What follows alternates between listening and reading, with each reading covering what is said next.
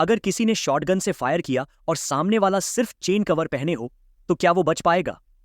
शायद नहीं। Chain cover यानी धातु की जुड़ी हुई कड़ियां छोटे छर्रों को थोड़ा रोक सकती है, लेकिन तेज और भारी छर्रे आर पार निकल जाते हैं। जहां जहां छर्रे टकराते हैं वहां धातु की कड़ियां टूटकर शरीर में घुस सकती है। झटका इतना जबरदस्त होता है कि हड्डियां तक टूट सकती हैं।